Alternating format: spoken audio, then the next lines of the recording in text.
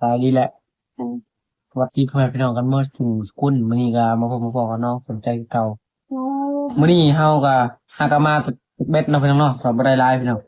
ก็มาซ่อมค่าตั้งกล้องเฮาเนาะพี่น้องเนาะไปดูกันเลยพี่น้องปิดเจอๆ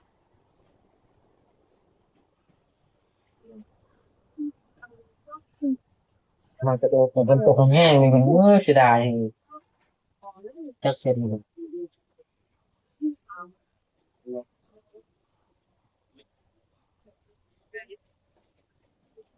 ดูเรายืดของอันนี้ก็ต้องใช้น้ำใจเราจุดเรามาทำของได้เป็นครับ นี่เป็นโมหนังว่า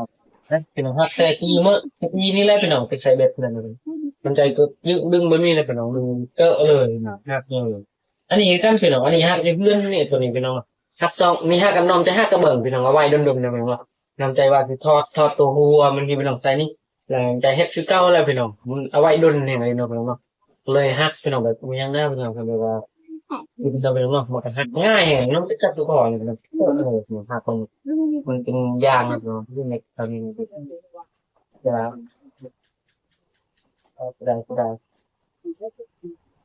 น้องนี่นะ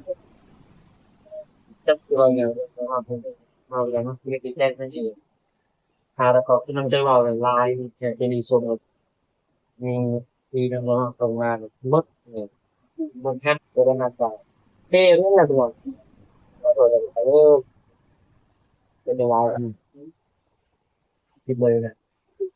แต่ไปเซฟน้องอันนี้ก็หักมาเลยพี่น้องสองอันเลยพี่น้อง ได้ยินแล้วอันนี้เป็นปู่หรือเปล่าเนาะใครมาหรือเปล่าได้ยินปู่ว่าอันนี้ทนแห่งอะไรพี่น้องอยู่กับน้องใจพี่น้องว่าทนกันนะครับเนาะอยู่กับผู้ใดก็ทนแต่มือน้องใจต้องแบบคล้องให้ทนทานขนาดไหนพี่น้องจริงจะอยู่ได้พี่น้องอันนี้บ่ฮอดอาทิตย์หนึ่งพี่น้องเสียดายมากเลยพี่น้องอันนี้คือกันพี่น้องฮักมันนี่หมดพี่น้องนี่ฮักบอลตอนนี้พี่น้องฮักตัวอย่างนี่เนาะพี่น้องเนาะฮักมือซองเลยพี่น้องเนาะฮักใช้บ่ได้เลยกับวันนี้พี่น้องอันนี้น้องใจเอากาวเนี่ยพี่น้อง เราก็สร้างในติดไปพี่น้องติดเชือกขาวลางใจพี่น้องการตั้งกล้องมีทนทานมากพี่น้องแต่อยู่กับน้องใจจังไหนพี่น้องเอ้ยน้องใจก็พยายามให้ทุกคอยพี่น้องแต่มันได้พี่น้องเนาะฝนตกน้องรีบให้กันเลยเพราะดึงมาพี่น้องน้องจะดึงแบบนี้หักเลยพี่น้องหลบไปน้ำเด้อพี่น้องที่หักษาของมาดีพี่น้องเขาเป็นน้ำพี่น้องพี่น้องอันนี้ก็น้องติดเชื้อไว้นะพี่น้อง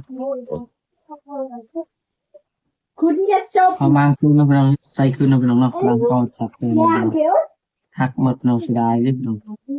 ของไม่ดีพี่น้องหักหมด ถ้าต้องกองนำใจละลายพี่น้องในนี้ส่งให้ทางแบบยูทูบเบอร์ด้วยพี่น้องเนาะตอนนั้นพี่น้องก็ยังฮักหมดพี่น้องบ่เหลือจักอันเลยพี่น้องผมก็โทษหลายเด้อพี่น้องที่รักษาของเลยพี่น้องของที่พี่น้องจะตั้งใจฝากพี่น้องก็ดีเลยพี่น้องตั้งใจเนี่ยครับตั้งใจจะพยายามรักษาพี่น้องแต่มันก็จังได๋เนาะมันก็ฮักนี่ตาดีมันก็ฮักเนาะรับในของแบบใดนะพี่น้องที่ทนทานแบบนี้เอ้ยนี่ขาดที่กองกับแพงๆครับ ขาตั้งกล้องก็มีได้สองอันนี่เลยพี่น้องก็ฮักอันนี้ฮักที่ต้นเลยพี่น้องเนาะมีเพื่อนเก่าพี่น้องฮักแต่มีพี่น้องก็ฮักมีฮักนี่ถ่ายบ่ฮอดมือสองมือพี่น้องมีแต่ฮักที่พี่น้องที่ยังกาวมีแต่ติดยังกาวพี่น้องเดี๋ยวไว้พื้นนะพี่น้องเนาะ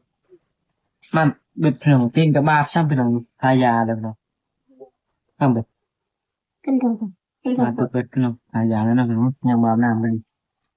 เอาน้ำพี่น้องเสร็จแล้วเบิ่งเสียงกุ๊กอยู่พี่น้องมันบ่ถึงทางเลยเนาะแต่ก็ถ่ายได้อยู่พี่น้องถ่ายคอนเทนต์ให้พี่น้องเบิ่งพี่น้องน่าเศร้าอ่ะพี่อืม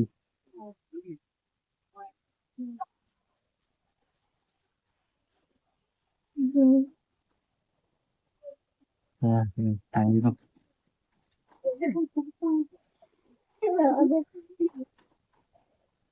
เอ้ยพี่น้องนี่ตอนนี้เดือนชักเนาะนี่แหละเราจะไปพี่น้องก็ลืมใจพี่น้องโคแบงกับฟืนพี่น้องตายฟืนตลอดพี่น้องเนาะชีวิตเลย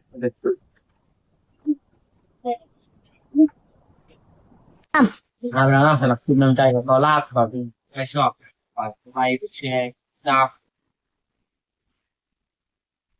ต้องลืมแนวมีร้านพี่น้องให้นำใจเป็นยังเก่าเงินมาได้พี่น้องมาดูอะไรแชร์ให้น้องได้เยอะๆพี่น้องได้ได้เงินไปได้โอเคดีนะ